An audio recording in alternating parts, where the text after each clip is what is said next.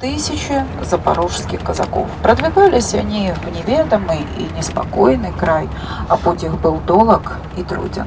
Всего в период с 1792 по 1793 годы на Кубань переселились до 5000 казаков, среди них женщины и дети. А в 1793 году центром кубанского казачьего войска становится основанный казаками с благословения Александра Васильевича Суворова город Екатеринодар, названный так казаками в честь императрицы Екатерины II.